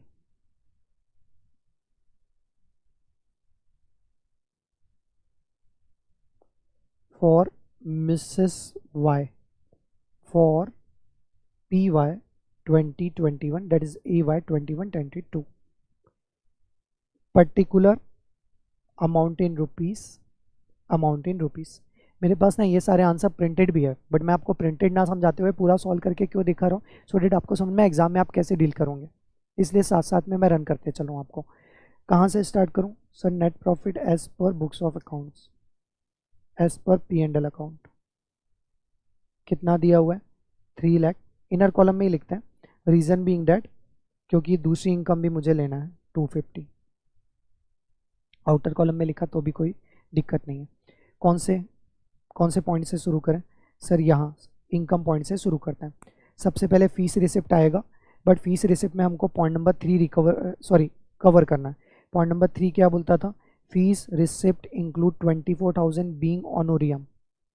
ठीक है, तो ये 24,000 मुझे लेस करना पड़ेगा क्योंकि ये IFOS में टैक्सेबल होगा। यहाँ से मैं टिक करता हूँ, यहाँ से भी मैं टिक करता हूँ, और यहाँ पे सबसे पहले मैं लेस करता हूँ। क्या लेस करूँ बताओ तो जरा? Honorarium, honorarium for valuing answer book. कितना था? 24,000। अच्छा, एट द सेम टाइम हमसे गलती ना हो, एक काम करो, डायरेक्टली नीचे IFOS भी लिख दो, इनकम फ्रॉम अदर सोर्सेस, और इसमें लिख देते हैं ऑनोरेरियम फॉर वैल्यूइंग बुक्स, या answer sheet, answer book 24,000 is going to be taxable. तो ये पॉइंट आपका यहीं पर क्लियर हो जाता है। क्लियर है? ये हम यहाँ पे ऊपर PGBP कैलकुलेट कर रहे हैं, नीचे IFOS कर लेंगे। ठीक है, चलो पॉइंट नंबर 1 यहाँ पे हो गया। डिविडेंड फ्रॉम इंडियन कंपनी 10,500, वापस से क्या करो? ये तो IFOS की इनकम है, यहाँ क्या कर रही है? तो लेस करो, डिविडेंड फ्रॉम इंडियन कंपनी कितना दिया हुआ था? 10,500। अच्छा, इसको आफ्टर अमेंडमेंट क्या डिविडेंड इंडियन कंपनी से मिलता है वो मेरे हाथ में टैक्सेबल है? Answer is yes. तो आपको क्या करना चाहिए? Dividend from Indian company 10,500 tax कर देना चाहिए मेरे हाथ में। इसी के साथ ये पॉइंट का एडजस्टमेंट भी क्लियर हो गया। इनकम टैक्स रिफंड, ये कोई हमारी इनकम नहीं है, ये तो ना इनकम ना एक्सपेंसेस। वापस से मैं रिपीट करता हूँ, इनकम टैक्स जब हमने पेड किया था तब हमें डिडक्शन दिया गया क्या? नहीं। तो आप रिफंड के समय उससे इनकम कैसे ट्रीट कर सकते हो? तो income tax refund 1750 going to be reduce from net profit. अच्छा, इसका और कोई सब्सिक्वेंट ट्रीटमेंट नहीं होगा। हाँ, यदि interest on income tax refund होता तो उसको मैं IFOS में ले जाके ऐड करता। ठीक है, चलो ये हो गया। इसके बाद नेक्स्ट पॉइंट क्या है? Winning from lottery. अब देखो, विनिंग फ्रॉम लॉटरी में अब पॉइंट टू बी नोटेड, आपने P&L में क्रेडिट कितना किया? 7,000। तो पहले तो इसका ट्रीटमेंट हटाओ यहाँ से, मतलब मैं यहाँ पर क्या लिखूंगा? लेस विनिंग फ्रॉम लॉटरीज कितना? 7,000। ये आपने P&L से इसका ट्रीटमेंट हटा दिया, बट एक्चुअल में विनिंग फ्रॉम लॉटरी टैक्सेबल कहाँ होता है सर? IFOS में। तो आप क्या करेंगे? इससे IFOS में लिखेंगे क्या? Winning from lottery. अब बच्चा गलती क्या करता है पता है? 2 गलती करता है यहाँ पे। पहली गलती कि यहाँ पर वो 10,000 लेस करता है।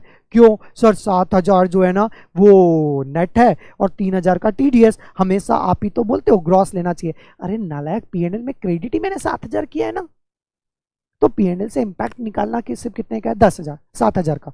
गलती कितने की हुई? 7,000 की। तो गलती सुधारने के लिए 7,000 लेस कर दे। क्लियर हो गया? एक पॉइंट यहाँ पे ये क्लियर। दूसरी गलती बच्चा क्या करता है? यहाँ पे 7,000 लेस कर दिया और यहाँ पे 7,000 एड बैक।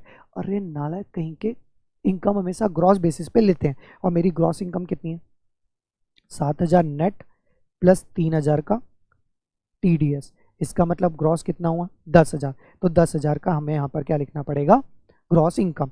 और साथ में आपको एक नोट भी लिखना चाहिए कि expenses incurred towards lottery ticket, purchase of lottery tickets not allowed as deduction, not allowed as deduction under section 58। तो ये नोट भी लिख दिया। तो अब क्या होगा? ये जो पर्टिकुलर पॉइंट मुझे दिया हुआ था ये यहाँ से क्लियर हो गया, TDS का पॉइंट क्लियर हो गया, साथ में पॉइंट नंबर 6 को भी हमने क्लियर कर दिया। अब मेरा ये राइट हैंड साइड पूरा क्लियर है। अब लेफ्ट हैंड साइड में आ जाओ। स्टाफ सैलरी अलाउड, उसके लिए कोई ट्रीटमेंट नहीं। क्लिनिक रेंट अलाउड, इसके लिए भी कोई ट्रीटमेंट नहीं है। Depreciation 81,000 as per books add back कर देंगे, और point number 1 60,000 as per income tax act less करेंगे। तो मैं बताऊं मैं क्या करूं? सर आप एक काम करिए, एड बैक करिए depreciation as per books, that is as per P&L account, और लेस करिए depreciation as per income tax act.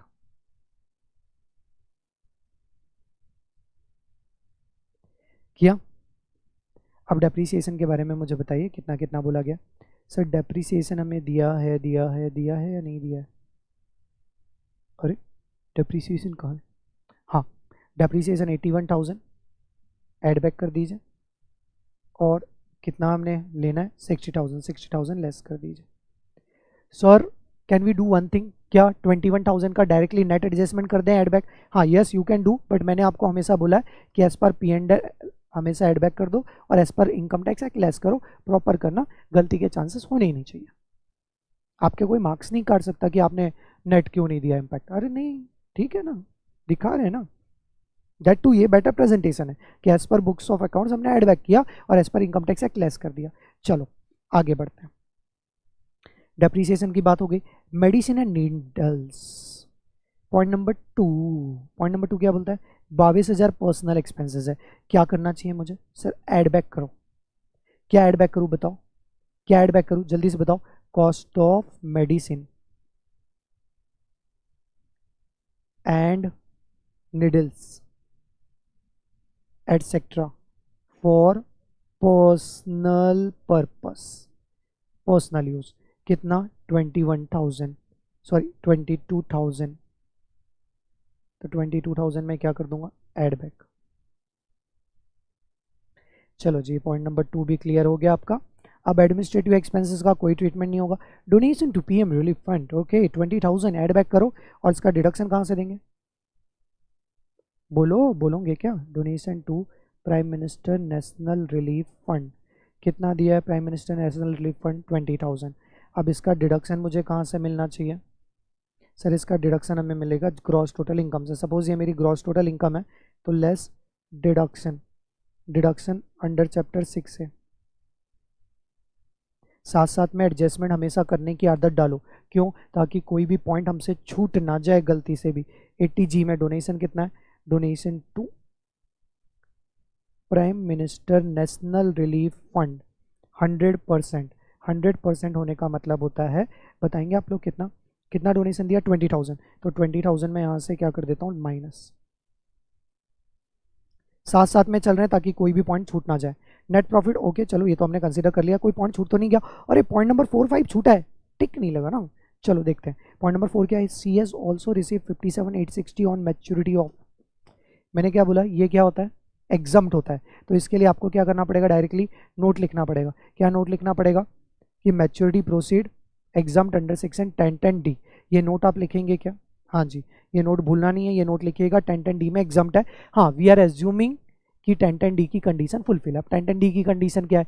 कि कीमैन इंश्योरेंस पॉलिसी का लमसम नहीं होना चाहिए, ये 80DD वाला नहीं होना चाहिए, ये इसमें जो सम इंश्योरेंस जो हमने प्रीमियम पेड किया है किसी भी ईयर में हमने more than the percentage specified premium नहीं पे किया। तो हमेशा अजम्पशन बस आप इतना लिख देना, एग्जाम्प्ट अंडर सेक्शन 1010D सब we are assuming all condition satisfied. चलो ये आप नोट लिखेंगे, मैं ऐसा बिलीव करता हूँ। आगे CS पेड LIC ऑफ 12,000। अब मुझे बताओ बेटा, 12,000 का मैंने LIC पे किया, जिसका सम एश्योर्ड कितना था? 50,000। पॉलिसी ली गई 15/6/2020, 15/6/2020। इसका मतलब maximum premium allowed as deduction under section 80C is 10% of the sum assured.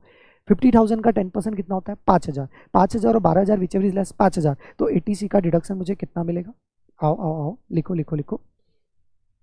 80C क्या? LIC premium paid subject to maximum 10% of sum assured, मतलब कितना? 5,000। ठीक है। अच्छा, यदि धोखे से इन्होंने प्रीमियम को P&L में डेबिट कर दिया होता तो पहले मैं PGBP में ऐड बैक करता और फिर 80C में आके डिडक्शन अलाउ करता। क्लियर? तो अब मेरा ये पॉइंट भी क्लियर हो गया, बस एक नोट यहाँ पे लिखना बाकी है। बाकी और कुछ बचा तो नहीं है? कुछ भी नहीं बचा।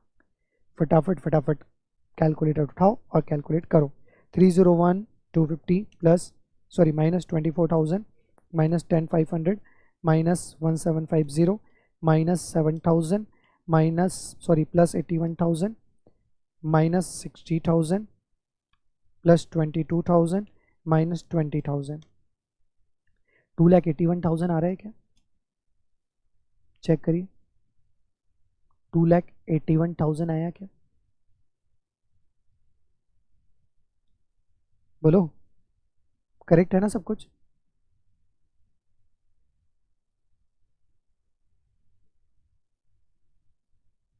यस, सब करेक्ट है। एक बार क्रॉस चेक कर लो। 3,01,250 माइनस 24,000 माइनस 10,500 माइनस 1750 माइनस 7,000। ओ नहीं, wait wait wait wait wait wait wait wait 3,21,000 आ रहा है, आया क्या? चेक करिए। 3,21,000 आया। ओके, अब IFRS की इनकम भी,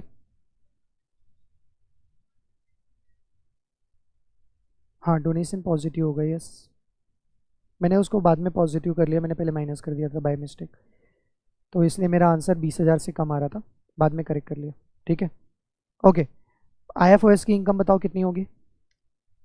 24 प्लस 10 प्लस 10.5 44,500। यस, मेरा GTI बताइए। 44,500 प्लस 321,000 3,65,500। बोलो हाँ। देयरफॉर टोटल इनकम माइनस करिए, 25,000 माइनस हो जाएगा, 3,40,500। This is my total income. Clear है? अब उसने हमसे बोला था कि जी आप टैक्स भी निकाल के बता दो, हमने बोला चलो कोई बात नहीं, आपने बस टैक्स ही निकालने तो बोला है। क्या करूँगा मैं? सबसे पहले बताओ, सबसे पहले तो ऊपर से लेके नीचे तक देख लो, कोई कैजुअल इनकम है क्या? हाँ जी, हाईलाइट करो, डायरेक्टली मत निकालने बैठ जाना। सबसे पहले कैजुअल इनकम के ऊपर हम टैक्स निकालेंगे। टैक्स ऑन, याद है ना ऐसा क्यों कर रहा हूँ मैं? बिकॉज कैजुअल इनकम कैसी इनकम है? Touch me not, under section 115 BB कितनी है? 10,000 मल्टीप्लाई बाय 30% कितना हो जाएगा? 3,000। अच्छा, अब और कोई इनकम तो है नहीं स्पेसिफिक रेट वाली, तो balance income at the rate of normal slab rate. बताइए नॉर्मल इनकम है कितनी? Sir 3,40,500 minus 10,000, that is income बचती है 3,30,500। क्या करूँगा मैं? Up to rupees 2.5 lakh nil, 2.5 lakh से लेके कहाँ तक? 3,30,500 at the rate of 5%। Calculator उठाओ, 3,30,500 माइनस 2,50,000 इंटू 5%, मतलब 4,025 आ रही है। आउटर कॉलम में लिख देते 4,025। टोटल इनकम टैक्स लाइबिलिटी मेरी कितनी आ जाएगी? बताओ तो जरा देख के। Therefore income tax liability before adjustment 7,025। अच्छा, अब पॉइंट टू बी नोटेड, हमारे क्वेश्चन में सबसे पहले ये देखिए कि बंदा जो था वो इंडियन रेसिडेंट था, रेसिडेंट है, इंडिविजुअल है, और टोटल इनकम जो हमने कैलकुलेट किया है that total income is total income is less than 5 lakh. ठीक है, तो इसका मतलब क्या, बंदे को रिबेट भी मिल जाएगा। यस, तो लेस क्या करूंगा मैं? सबसे पहले रिबेट अंडर सेक्शन 87A। बताओ क्यों रिबेट दे रहा हूँ? Individual resident total income less than 5 lakh, कितना मिलेगा? लीस्ट ऑफ द 12,500 और 7,025, कितना? 7,025 का। Therefore my tax liability is निल। क्या रिबेट का बेनिफिट जो है, क्या रिबेट का बेनिफिट जो है, क्या रिबेट का बेनिफिट जो है वो कैजुअल इनकम की भी टैक्स लायबिलिटी से मिलता है? आंसर इज यस, बराबर पढ़ा है हमने ये सब, है ना। लेस क्या करूंगा मैं? TDS। TDS आपने कितना पेड किया है? 3,000 रुपये। सर कहाँ से पता चला? बेटा कैजुअल इनकम के ऊपर। देयरफॉर मेरा नेट क्या आएगा? रिफंड। रिफंड कितने का आ जाएगा? 3,000 रुपये का रिफंड आ जाएगा। रिफंड हम क्लेम कर लेंगे गवर्नमेंट से 3000 रुपये का। इसी के साथ क्वेश्चन नंबर 60 जितनी बातें थी हमने सबको सॉल्व कर लिया, प्रॉपरली चेक किया किस तरीके से हम करेंगे। रिफंड तक लाके आपको यहाँ तक छोड़ना है, क्योंकि आपको total income as well as tax दोनों कैलकुलेट करने बोला था। और नोट कौन कौन से लिखना है एक बार देख लो वापस से। नोट जो हमें लिखना है, पहला नोट हमें लिखना है किसके लिए, 1010D के लिए, भूलना मत। और दूसरा नोट मैंने आपको क्या बोला था, एक और नोट बोला था ना मैंने आपको, हाँ, purchase of lottery tickets 2500, section 58। दो नोट्स आपको कंपलसरी लिखना पड़ेगा, डेट्स इट। क्लियर है, बात समझ में आई क्या बच्चा? अच्छा, अब इसके आगे के जो कुछ और क्वेश्चन मैंने आपको इंपॉर्टेंट क्वेश्चन मार्क करके दिए हुए हैं, वो क्वेश्चन हम सॉल्व करेंगे मोस्ट प्रोबेबली कल। और यदि मैंने कल आपको क्वेश्चन सॉल्व नहीं करवाए, then I will start with revision of capital gain. ठीक है, एक बार डिसाइड कर लेते हैं कि आपसे क्वेश्चंस का लेवल क्या है, क्वेश्चन बन रहा है नहीं बन रहा है, और उसके बाद यदि बन रहे होंगे तो हम directly come to the capital gain. Okay, so thank you, stay tune, stay safe, अपना ख्याल रखिए, थैंक यू।